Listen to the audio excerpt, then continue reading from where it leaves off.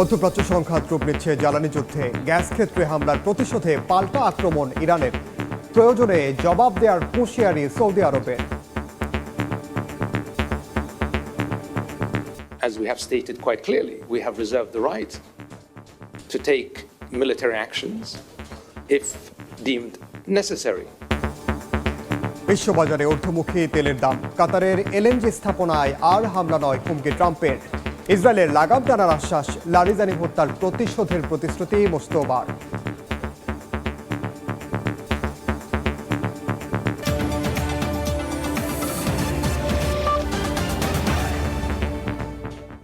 আন্তর্জাতিক সময়ের সঙ্গে আছি আমি ওমর ইনাম। মধ্যপ্রাচ্য সংঘাত রূপ নিচ্ছে জ্বালানি যুদ্ধে। গ্যাস ক্ষেত্রে হামলার প্রতিশোধ নিতে ইসরায়েলে পাল্টা আক্রমণ চালিয়েছে ইরান। কাতারের এলএনজি উৎপাদন ক্ষেত্রে আঘাত হানায় ইরানি কর্মকর্তাদের দ্রুত দেশ ত্যাগের নির্দেশ দিয়েছে দোহা। আর তেহরানে হামলার হুমকি দিয়েছে সৌদি আরব। কাতারের জ্বালানি স্থাপনায় আবার হামলা হলে ইরানের পুরো গ্যাস ক্ষেত্র উড়িয়ে দেওয়ার হুঁশিয়ারি দিয়েছেন মার্কিন প্রেসিডেন্ট ডোনাল্ড ট্রাম্প। এদিকে নিরাপত্তা প্রধান আলী লারিজানি হত্যার প্রতিশোধ নেয়ার প্রতিশ্রুতি দিয়েছেন ইরানের নতুন সর্বোচ্চ নেতা মুজতবা খামেনি। জ্বলছে ইরানের অন্যতম বৃহৎ সাউথ পার্স গ্যাস ক্ষেত্র। ইসরায়েলের বিমান হামলায় ব্যাপক ক্ষতির মুখে পড়েছে বিশ্বের বৃহত্তম গ্যাস ক্ষেত্রটি। জবাবে বৃহস্পতিবার ভোরে সৌদি আরব সহ উপসাগরীয় অঞ্চলের গুরুত্বপূর্ণ জ্বালানি স্থাপনা লক্ষ্য করে আক্রমণ চালিয়েছে আইআরজিসি। কাতারের সবচেয়ে বড় এলএনজি উৎপাদন ক্ষেত্রে ক্ষেপণাস্ত্র হামলা চালানো হয়েছে। এ ঘটনায় নিন্দা জানিয়ে দেশটিতে থাকা ইরানি কর্মকর্তাদের দ্রুত নিজ দেশে ফেরত যাওয়ার নির্দেশ দিয়েছে দোহা। আর ইরানের উপর পুরোপুরি বিশ্বাস ভেঙে গেছে বলে মন্তব্য করেছে সৌদি আরব। তেহরানে পাল্টা হামলার হুমকি দিয়েছেন দেশটির পররাষ্ট্রমন্ত্রী। সৌদি আরব চাপের মুখে নতি স্বীকার করবে না। আমরা অত্যন্ত স্পষ্টভাবে জানিয়ে দিয়েছি যে প্রয়োজন মনে করলে সামরিক পদক্ষেপ নেওয়ার অধিকার আমাদের রয়েছে। যুক্তরাষ্ট্র বা কাতারকে না জানিয়েই ইরানের সাউথ পার্স গ্যাস ক্ষেত্রে হামলা চালিয়েছে ইসরায়েল বলে মন্তব্য করেছেন মার্কিন প্রেসিডেন্ট ডোনাল্ড ট্রাম্প। কাতারের এলএনজি স্থাপনায় আবার হামলা হলে ইরানের পুরো গ্যাস ক্ষেত্র উড়িয়ে দেওয়ার হুমকি দিয়েছেন তিনি। এর আগে বুধবার রাতে শীর্ষ নেতৃত্বের হত্যার প্রতিশোধ নিতে ইসরায়েলে ব্যাপক হামলা চালায় ইরান। অপ্রতিরোধ্য ক্লাস্টার বোমার আঘাতে লন্ডমন্ড হয়ে গেছে রামাত গান এলাকা। আবাসিক ভবনের পাশাপাশি মেট্রো স্টেশনেরও ব্যাপক ক্ষতি হয়েছে। এছাড়া তেল আবিবের বেন গুরিয়ন বিমানবন্দরে 3টি বিমান ক্ষতিগ্রস্ত হয়েছে। ইরানের পারমাণবিক কর্মসূচি এখনো বেসামরিক উদ্দেশ্যেই সীমাবদ্ধ বলে সাফ জানিয়ে দিয়েছেন পররাষ্ট্রমন্ত্রী আব্বাস আরাকচি। আমার মতে যুদ্ধ শেষে হরমুজ প্রণালীতে জাহাজ চলাচলের জন্য নতুন একটি কাঠামো তৈরি করা প্রয়োজন, যাতে স্পষ্ট নিয়মের আওতায় ইরান ও পুরো অঞ্চলের স্বার্থ বিবেচনায় রেখে এই গুরুত্বপূর্ণ জলপথে শান্তিপূর্ণ নৌ চলাচল স্থায়ীভাবে নিশ্চিত করা যায়। এদিকে ইরানের শীর্ষ নিরাপত্তা কর্মকর্তা আলী লারিজানির হত্যার প্রতিশোধ নেয়ার হুঁশিয়ারি দিয়েছেন দেশটির নতুন সর্বোচ্চ নেতা মুজতবা খামেনি। এই রক্তপাত ইসলামী শাসন ব্যবস্থাকে আরও শক্তিশালী করবে বলে উল্লেখ করেন তিনি। রাহানুল রানা, সময় সংবাদ। মধ্যপ্রাচ্য সংঘাত নিয়ে আলোচনার জন্য স্টুডিওতে আছেন সহকর্মী রাইহানুল রানা। সরাসরি যাচ্ছে তার কাছে। রানা, আপনাকে স্বাগত জানাচ্ছি। যুদ্ধ এখন যে পর্যায়ে আছে, আমরা যখন দেখেছি শুরুতে যখন গত 28 ফেব্রুয়ারি যখন হামলাটি হলো ইরানে, ইসরায়েল এবং যুক্তরাষ্ট্রের পক্ষ থেকে মূলত বলা হয়েছিল শাসক পরিবর্তনের কথা। পরবর্তীতে আমরা দেখেছি পারমাণবিক মূলত যে ইরানের যে কর্মসূচি সেটি নাকি এমন পর্যায়ে যাচ্ছে যেটি দিয়ে পরমাণু বোমা তৈরি করা সম্ভব। এটি মানব জাতির জন্য হুমকি এবং যুক্তরাষ্ট্রের জন্য হুমকি, এমন দোহাই দিয়ে মূলত যুদ্ধটি শুরু হয়। এই মুহূর্তে এসে আমরা দেখতে পাচ্ছি এটি পুরোপুরি একটি জ্বালানি যুদ্ধ। মূলত যুক্তরাষ্ট্র এবং ইসরায়েল যেমন ইরানের গ্যাস ক্ষেত্র জ্বালানি স্থাপনা লক্ষ্যবস্তু করছে, পাল্টা প্রতিক্রিয়ায় আমরা ইরানকে দেখতে পাচ্ছি মার্কিন মিত্রদের, বিশেষ করে উপসাগরীয় দেশগুলোতেও কিন্তু যে জ্বালানি স্থাপনা আছে সেখানে ইরান এখন নিশানা করছে। তাহলে কি সত্যি সত্যি আমরা এখন জ্বালানি যুদ্ধের দিকে যাচ্ছি? ইনান, আপনি জানেন একদিন পরেই পুরো মধ্যপ্রাচ্য জুড়ে মুসলমানরা কিন্তু ঈদ উদযাপন করবে। ঠিক তার আগে আজকেও কিন্তু আপনি দেখছেন যে এক পর এক হামলা কিন্তু এখনও অব্যাহত রয়েছে। আপনি যেমনটা বলছিলেন যে আগে ছিল এক ধরনের শুরুটা শাসন ব্যবস্থাকে উৎখাত করার জন্য যে হামলা, সেইটা এখন পুরোপুরি রূপ নিয়েছে জ্বালানি ব্যবস্থাপনার উপরে হামলা। আজকে আপনি দেখেন গতকালকে ইরানের জ্বালানি স্থাপনার উপরে হামলা হয়েছে। ইরান তারপরই কিন্তু বলা যায় যে মধ্যপ্রাচ্যের অন্য যে দেশগুলো আছে তাদেরকে শুরুতে হুঁশিয়ারি করে দিয়েছিল যে আপনারা দ্রুত সেখান থেকে সরে যান, যে কোনো মুহূর্তে হামলা হবে। আজকে ভোরে প্রায় বেশ কয়েকটি দেশ, সৌদি আরব সহ আমিরাত বলেন, কাতার, কুয়েত, সবগুলো দেশেই কিন্তু জ্বালানি স্থাপনার উপরে হামলা চালিয়েছে। যার কারণে আপনি যেমনটা বলছিলেন সেটাই হচ্ছে এখন, যে পুরোপুরি জ্বালানি যুদ্ধের দিকে এগিয়ে যাচ্ছে পুরো মধ্যপ্রাচ্য অঞ্চল। এ নিয়ে আমরা আলোচনা করবো, আমাদের কাছে কিছু তথ্য আছে, আমরা যদি একটু সেগুলো দেখি তাহলে দেখা যাবে। আমাদের হেডলাইনটাও দেখেন, জ্বালানি যুদ্ধে মধ্যপ্রাচ্য, গ্যাস ক্ষেত্রে হামলার জেরে ইরানের প্রতিশোধ। আপনি একটু আগে বলছিলাম যে গতকাল ইরানের একটি, শুধুমাত্র ইরান না, বিশ্বের সবচেয়ে বড় প্রাকৃতিক গ্যাস ক্ষেত্র যেটি, সেই সাউথ পার্সে ইসরায়েল হামলা চালিয়েছিল। সেই হামলার প্রতিশোধ নিয়েছে আজকে ইরান। তারা কিন্তু বেশ কয়েকটি দেশে হামলা চালিয়েছে। এর আগে আমরা দেখেছি খার্ক দ্বীপেও কিন্তু হামলা চালানো হয়েছিল। মূলত যদিও ট্রাম্প দাবি করেছিলেন যে সামরিক স্থাপনায় আসলে হামলা করেছে, কিন্তু সেই আগুনের লেলিহান শিখা কিন্তু আমরা ইরানের অন্যান্য শহরেও দেখেছি। আজকে কিন্তু ট্রাম্প আবারও বলেছেন যে ইরানে যে হামলাটা হয়েছে, ইসরায়েল যে হামলাটি চালিয়েছে, সেই হামলার বিষয়ে তিনি জানতেন না। আবার দেখেন, ইরান আজকে কাতারের সবচেয়ে যে বড় এলএনজি উৎপাদন ক্ষেত্র, সেখানে হামলা চালিয়েছে। তার পরপরই ট্রাম্প একটি বার্তা দিয়েছেন। সেই বার্তায় ট্রাম্প বলছে যে কাতারে যদি আর একবার হামলা হয় জ্বালানি স্থাপনায়, তাহলে তিনি ইরানের যে গ্যাস ক্ষেত্রটি রয়েছে, সবগুলো গ্যাস ক্ষেত্র একেবারে তিনি লক্ষ্যবস্তু করে উড়িয়ে দিবেন, সে একটা হুঁশিয়ারি দিয়েছেন। আবার একই সঙ্গে আমরা দেখতে পাচ্ছি ইসরায়েলের লাগাম টানার কথা তিনি বলছেন যে ইসরায়েল ইরানে যে হামলা চালিয়েছে সেই হামলার বিষয়ে তিনি অবগত ছিলেন না, যার কারণে তিনি বলেছেন যে ইসরায়েল এর পরবর্তীতে ইরানে জ্বালানি স্থাপনায় আর কোনো হামলা। তার মানে রানা, এখানে কি বিষয়টা এমন যে ট্রাম্প কিছুটা হলেও পিছু হচ্ছেন তার অবস্থান থেকে, অর্থাৎ পিছু হচ্ছেন বলতে তিনি ইরানকে একটু হলেও আশ্বস্ত করতে যাচ্ছেন যে ইসরায়েল তোমাদের উপর আর হামলা করবে না, আমরাও আসলে অনেক পিছিয়ে যাচ্ছি। বিশেষ করে আমি যদি হরমুজ প্রণালীর কথা বলি, আপনি জানেন যে হরমুজ প্রণালীতে মার্কিন মিত্রদের বারবার ডাকা হচ্ছে হরমুজ প্রণালীর সুরক্ষায়, কিন্তু তেমন সাড়া পাওয়া যাচ্ছে না। তারই পরিপ্রেক্ষিতে কি আসলে এমন অবস্থান ট্রাম্পের? ট্রাম্প কিন্তু এক এক সময় এক এক রকম মন্তব্য করছেন ইরান। আপনি জানেন, উনি 2 দিন আগেও বলেছে যে এই যুদ্ধ থেকে যে কোনো সময় যুক্তরাষ্ট্র সরে যাবে। আজকে আবার পাল্টা হুমকি দিচ্ছে যে যদি হামলা হয় তাহলে আমরা হামলা চালাবো। তো ট্রাম্পের আসলে একটা টালমাটাল অবস্থা এই মুহূর্তে দেখা যাচ্ছে।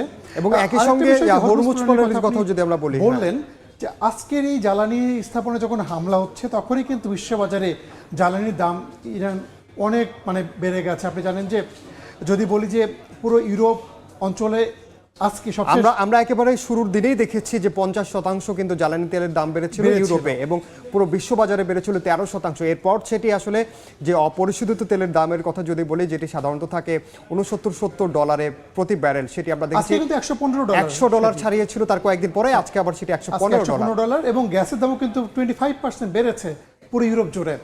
তো আমাদের কাছে আরও কিছু তথ্য আছে, আমরা যদি সেগুলো নিয়েও একটু আলোচনা করি তাহলে আমরা দেখব।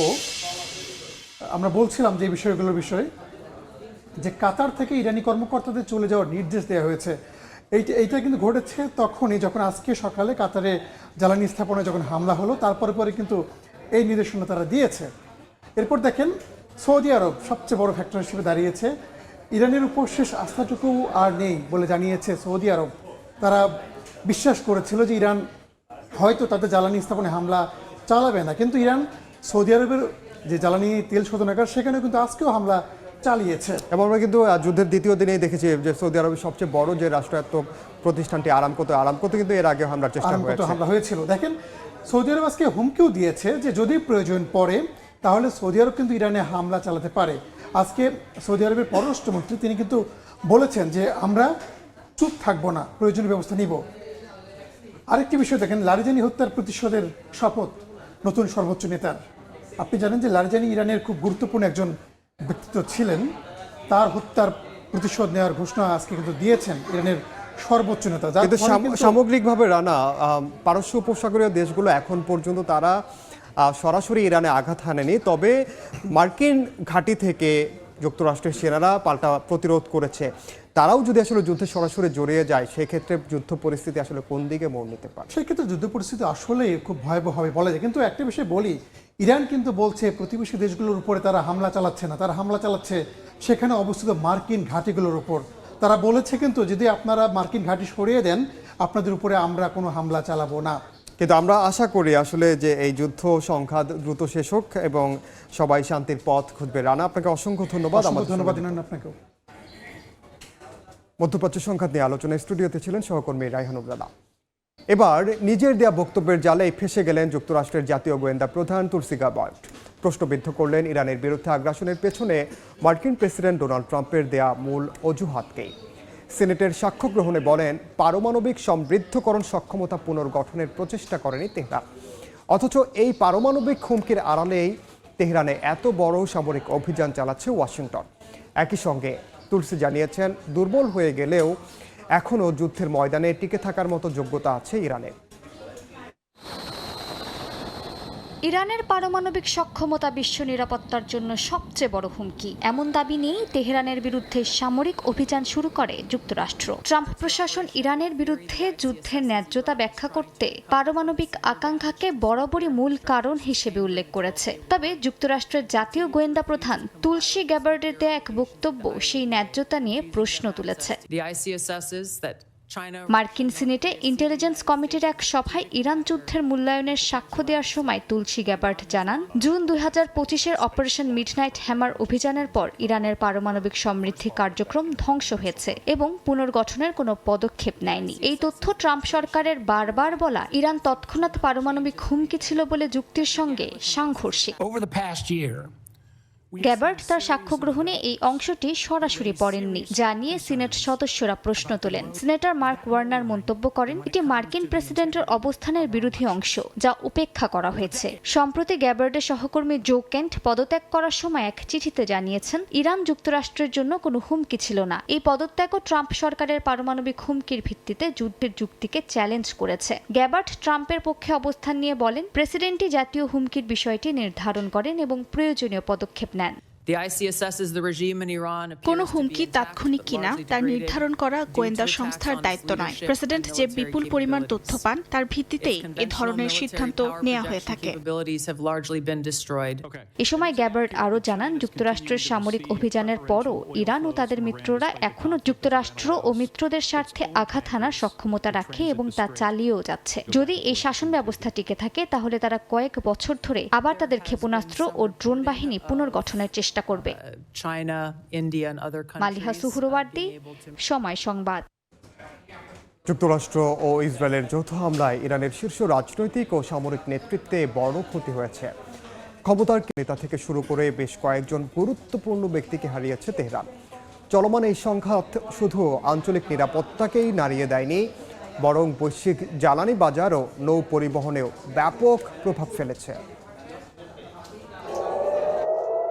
গেল মাস থেকে শুরু হওয়া যুদ্ধে ইসরায়েল ও যুক্তরাষ্ট্র এখন পর্যন্ত ইরানের রাজনৈতিক ও সামরিক অঙ্গনের একাধিক গুরুত্বপূর্ণ ব্যক্তিকে হত্যা করতে সক্ষম হয়েছে। নিহতদের মধ্যে অন্যতম ইরানের সর্বোচ্চ নেতা আয়াতুল্লাহ আলী খামেনি। 1989 সাল থেকে ক্ষমতায় থাকা খামেনি গেল 28 ফেব্রুয়ারি তার বাসভবনে নিহত হন। তার মৃত্যু ইরানের রাজনৈতিক কাঠামোয় বড় শূন্যতা তৈরি করেছে। শুধু শীর্ষ নেতা নয়, ইরানের নিরাপত্তা কাঠামোর গুরুত্বপূর্ণ ব্যক্তিরাও এই হামলায় নিহত হয়েছেন। এর মধ্যে রয়েছেন দেশটির জাতীয় নিরাপত্তা পরিষদের সেক্রেটারি আলী লারিজানি। তিনি ইরানের নিরাপত্তা ও পররাষ্ট্র নীতির আকার দেওয়ার ক্ষেত্রেও গুরুত্বপূর্ণ ভূমিকা পালন করেছেন। একই সঙ্গে ইরানের গোয়েন্দা বিষয়ক মন্ত্রী ইসমাইল খাতিব এবং খামেনির ঘনিষ্ঠ উপদেষ্টা আলী শামখানিও হামলায় নিহত হন। ইরানের সামরিক নেতৃত্বেও বড় আঘাত এসেছে। ইসলামিক রেভলিউশনারি গার্ড বাহিনীর প্রধান মোহাম্মদ পাকপুর একই দিন নিহত হন। তিনি ইরানের সবচেয়ে শক্তিশালী সামরিক বাহিনীর নেতৃত্ব দিচ্ছিলেন। প্রতিরক্ষা মন্ত্রী আজিজ নাসেরজাদেও ওই হামলায় প্রাণ হারান। সামরিক পরিকল্পনা ও প্রতিরক্ষা নীতিতে তার গুরুত্বপূর্ণ ভূমিকা ছিল। ইরানের সশস্ত্র বাহিনীর প্রধান আব্দুল রহিম মুসাফি তেহরানে এক উচ্চ পর্যায়ের বৈঠকে থাকা অবস্থায় নিহত হন। বাসিজ বাহিনীর প্রধান সোলেইমানিও মারা গেছেন। বিশ্লেষকদের মতে এই ধারাবাহিক হামলা ইরানের সামরিক কমান্ড, গোয়েন্দা কাঠামো এবং রাজনৈতিক নেতৃত্বকে একসঙ্গে দুর্বল করে দিয়েছে। দেশটির সিদ্ধান্ত গ্রহণ প্রক্রিয়া এবং আঞ্চলিক কৌশলে এ কারণে বড় ধরনের প্রভাব পড়তে পারে। অর্জিতা শেহজিন, সময় সংবাদ। আন্তর্জাতিক সময় আরও থাকছে। গাজায় ইসরায়েলের আগ্রাসনে নিহত 4 উপত্যকাটিতে শান্তিরক্ষী পাঠানোর পরিকল্পনা স্থগিত করল ইন্দোনেশিয়া। ঈদে উৎসবের রং ছাপিয়ে বেঁচে থাকার সংগ্রামে ফিলিস্তিনিরা। উপসাগরীয় অঞ্চলে চলমান যুদ্ধ পরিস্থিতির কারণে কুয়েত সাময়িকভাবে তার আকাশসীমা বন্ধ ঘোষণা করেছে। ফলে দেশটিতে অবস্থানরত প্রবাসীদের আন্তর্জাতিক ভ্রমণ ব্যাহত হচ্ছে। জরুরি প্রয়োজনে বাংলাদেশে ফিরতে ইচ্ছুক প্রবাসী বাংলাদেশিদের জন্য বিকল্প ব্যবস্থা হিসেবে স্থলপথে সৌদি আরব হয়ে ভ্রমণের সুযোগের কথা জানিয়েছে কুয়েতের বাংলাদেশ দূতাবাস। বিস্তারিত মঈন সুমনের রিপোর্ট। উপসাগরীয় অঞ্চলের চলমান উত্তেজনা ও নিরাপত্তা পরিস্থিতির কারণে সাময়িকভাবে নিজেদের আকাশসীমা বন্ধ রেখেছে কুয়েত সরকার। এতে বাংলাদেশ সহ বিভিন্ন দেশে সরাসরি বিমান চলাচল বন্ধ হয়ে গেছে। দেশে ফিরতে না পেরে বিপাকে পড়েছেন অনেক প্রবাসী।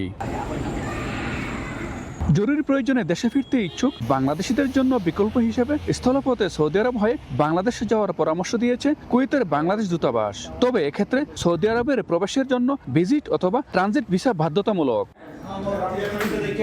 ট্রানজিট ভিসায় সৌদি আরবে প্রবেশের পর 4 দিনের মধ্যে দেশ ত্যাগ করতে হবে। তাই ভিসা পাওয়ার পর সৌদি আরব থেকে বাংলাদেশের বিমানের টিকিট নিশ্চিত করেই যাত্রা করার নির্দেশনা দেওয়া হয়েছে। সৌদি আরবের ভিজিট বা ট্রানজিট ভিসার জন্য নির্ধারিত ওয়েবসাইটের মাধ্যমে অনলাইনে আবেদন করা যাবে। প্রয়োজনীয় কাগজপত্র সহ আবেদন জমা দিলে দূতাবাস সৌদি কর্তৃপক্ষের অনুমোদন সংগ্রহ করে আবেদনকারীকে অবহিত করবেন। অনুমোদন পাওয়ার পর নিজ ব্যবস্থাপনায় স্থলপথে কুয়েত সৌদি সীমান্তে গিয়ে ইমিগ্রেশন সম্পন্ন করে সৌদি আরবে প্রবেশ করতে হবে এবং 4 দিনের মধ্যে দেশ ত্যাগ করতে হবে। তবে অনুমোদন পেতে কিছু ক্ষেত্রে সময় লাগতে পারে বলেও জানিয়েছেন কর্তৃপক্ষ। কুয়েতের বর্তমান পরিস্থিতি এটা স্থিতিশীল, আশঙ্কার এখানে বা আতঙ্কগ্রস্ত হবার কিছু নেই। আমরা যে দেখছি প্রধানত এখানে যে বিভিন্ন ড্রোন বা মিসাইল আক্রমণ যেগুলো হচ্ছে সেগুলো বিভিন্ন বিদেশি সামরিক স্থাপনার উপরেই প্রধানত হচ্ছে। বেশ কিছু বাংলাদেশি যাত্রী, ট্রানজিট যাত্রী যারা কুয়েত এয়ারওয়েজ বা জাজিরা এয়ারওয়েজ যোগে বিভিন্ন ট্রানজিটে ছিলেন, তাদের প্রায় 150 জনের মতো আটকে পড়েছিলেন কুয়েতে। আমাদের বাংলাদেশ দূতাবাস কুয়েতের মাধ্যমে রিয়াদে যে বাংলাদেশের দূতাবাস আছে তার মাধ্যমে এবং তারপর তাদের সবাইকে আমরা দেশে ফেরত পাঠাতে সক্ষম হই। দূতাবাসের এমন উদ্যোগকে স্বাগত জানিয়েছেন প্রবাসীরা। অনেকেই বলছেন এতে জরুরি পরিস্থিতিতে দেশে ফেরার একটি পথ অন্তত উন্মুক্ত হয়েছে। ট্রানজিট বিষয় হয়ে সৌদি আরব থেকে বাই রোডে ইনশাল্লাহ বাংলাদেশে যাওয়ার ব্যবস্থা করছে বাংলাদেশ দূতাবাস। ইনশাল্লাহ আমরা অনেক খুশি। এখানে যুদ্ধের জন্য আমরা আর কি দেশে যেতে পারছি না, এখন ইনশাল্লাহ সৌদি ভিসা দিচ্ছে, আমরা অ্যাপ্লাই করছি, দেখা যাক কতদূর কি হয়, যেতে পারি কিনা। এদিকে ফ্লাইট বন্ধ হয়ে যাওয়ায় অনেক টিকিট বাতিল হয়, বিপাকে পড়েছে ট্রাভেল এজেন্সিগুলো। আমরা চেষ্টা করতেছি কুয়েত থেকে ট্রানজিট ভিসা দিয়ে বাই রোডে সৌদি হয়ে ফ্লাইটে ঢাকা পর্যন্ত পৌঁছে দেওয়ার জন্য ইনশাল্লাহ আমরা চেষ্টা করব। আগামী 21 মার্চ থেকে দূতাবাসে আবেদনপত্র জমা নেওয়া শুরু হবে। পরিস্থিতি পর্যবেক্ষণ করে পরবর্তী সিদ্ধান্ত জানানো হবে বলে জানিয়েছেন কর্তৃপক্ষ। মঈন সুমন, সময় সংবাদ, কুয়েত। গাজায় হামাস নিয়ন্ত্রিত অংশে পুলিশের উপর হামলা বাড়িয়েছে ইসরায়েল। গত কয়েকদিনে 1 ডজনের বেশি পুলিশ কর্মকর্তা নিহত হয়েছেন বলে জানিয়েছে কর্তৃপক্ষ। এছাড়া একদিনে ইসরায়েলি হামলায় অন্তত 4 জন ফিলিস্তিনি নিহত হয়েছেন, আহত হয়েছেন অন্তত 14 জন। মধ্যপ্রাচ্যের সংঘাতের মধ্যেও গাজার মানবিক বিপর্যয়কে অবহেলা না করার আহ্বান জানিয়েছে মিশর। এছাড়া উপত্যকাটিতে 8,000 শান্তিরক্ষী পাঠানোর পরিকল্পনা স্থগিত করেছে ইন্দোনেশিয়া। যুদ্ধবিরতির মধ্যেই গাজায় দিনের পর দিন বেড়েই চলেছে ইসরায়েলের আগ্রাসন। বেসামরিক নাগরিকদের পাশাপাশি এবার প্রশাসনিক কর্মকর্তাদের লক্ষ্য করে হামলা চালাচ্ছে ইসরায়েলি সেনাবাহিনী। হামাস নিয়ন্ত্রিত এলাকায় তাদের হামলা জোরদার করেছে তেল আবিব। তাদের হামলায় গত কয়েকদিনে 1 ডজনের বেশি পুলিশ কর্মকর্তা নিহত হয়েছে বলে জানিয়েছে কর্তৃপক্ষ। হামাসের প্রায় 10,000 সদস্যের এই পুলিশ বাহিনী বর্তমানে মার্কিন প্রেসিডেন্ট ডোনাল্ড ট্রাম্পের গাজা পরিকল্পনা বাস্তবায়নের পথে অন্যতম প্রধান বাধা হয়ে দাঁড়িয়েছে বলে মনে করা হচ্ছে। ইসরায়েলের দাবি, গাজায় তাদের সেনাদের উপর হামাসের হুমকি নির্মূল করতে এই হামলা চালানো হচ্ছে। বর্তমানে গাজার প্রায় 53% এলাকা ইসরায়েলি বাহিনীর নিয়ন্ত্রণে রয়েছে। ঈদ উল ফিতরের মতো ধর্মীয় উৎসব সামনে রেখেও বেসামরিক অঞ্চলে অব্যাহত আছে ইসরায়েলের একের পর এক হামলা। গেল একদিনে বেশ কয়েকজন ফিলিস্তিনি হতাহত হয়েছেন। অনেকে এখনও ধ্বংসস্তূপের নিচে বা রাস্তায় পড়ে থাকলেও উদ্ধারকর্মীরা তাদের কাছে পৌঁছাতে পারছেন না। এদিকে আন্তর্জাতিক প্রেক্ষাপটও পরিবর্তিত হচ্ছে। ইন্দোনেশিয়া গাজায় 8,000 শান্তিরক্ষী পাঠানোর পরিকল্পনা স্থগিত করেছে। দেশটির প্রেসিডেন্ট জানান, মধ্যপ্রাচ্যে বাড়তে থাকা নিরাপত্তা ঝুঁকির কারণেই এই সিদ্ধান্ত নেওয়া হয়েছে। এদিকে মিশরের পররাষ্ট্রমন্ত্রী বদর আবদেল আতি মঙ্গলবার গাজার মানবিক পরিস্থিতি নিয়ে উদ্বেগ প্রকাশ করেন। তিনি বলেন, চলমান আঞ্চলিক যুদ্ধ গাজার সংকটকে অবহেলা করতে পারবে না এবং বিশ্ব সম্প্রদায়কে উপত্যকাটির পুনর্গঠনের কার্যক্রমে মনোনিবেশ করতে হবে। মালিহা সুহরওয়ার্দী, সময় সংবাদ। গাজায় যুদ্ধবিরতি চললেও ঈদের আনন্দ যেন অধরাই থেকে যাচ্ছে ফিলিস্তিনিদের কাছে। ঈদ সামনে রেখে ধ্বংসস্তূপের মাঝেই উৎসবের রং ছাপিয়ে বেঁচে থাকার সংগ্রামে গাজাবাসী। শিশুর মুখে হাসি ফোটাতে শেষ চেষ্টা চালিয়ে যাচ্ছেন অভিভাবকরা। এবারের ঈদও আগের মতোই যুদ্ধের ছায়ায় কাটাতে যাচ্ছেন গাজার বাস্তুচ্যুত বাসিন্দারা। ঈদুল ফিতর মানে আনন্দ, নতুন পোশাক আর পারিবারিক মিলন মেলা, কিন্তু গাজার বাস্তবতায় সেই চিত্র প্রায় অনুপস্থিত। খান ইউনিসে মাথার উপর ভাঙা কংক্রিটের বাজারে ভিড় করেছেন বাসিন্দারা। ইসরায়েলি হামলায় বিধ্বস্ত অবকাঠামোর মাঝেই চলছে ঈদের কেনাকাটা।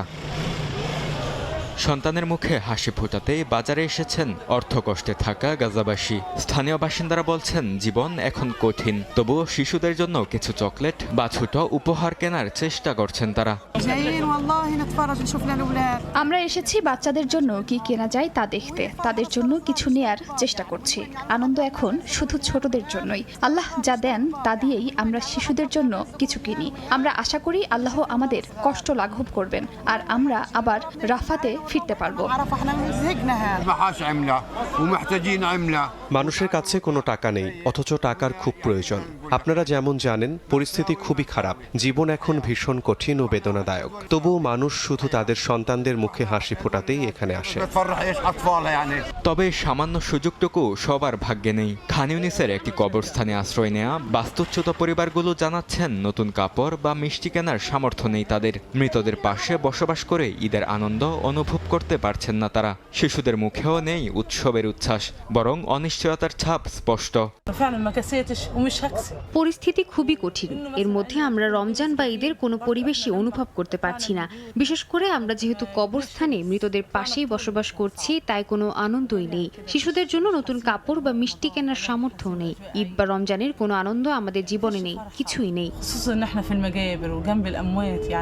যুদ্ধবিরতি কার্যকর থাকলেও গাজায় সহিংসতা থামায়নি দখলদাররা। গাজার স্বাস্থ্য মন্ত্রণালয় বলছে উপত্যকায় প্রতিদিনই ইসরায়েলি হামলায় নিহত হচ্ছেন বহু মানুষ। দীর্ঘ এই সংঘাতে গাজার মানুষের জন্য ঈদ আর এখন উৎসব নয়, বরং বেঁচে থাকার আরেকটি কঠিন অধ্যায়।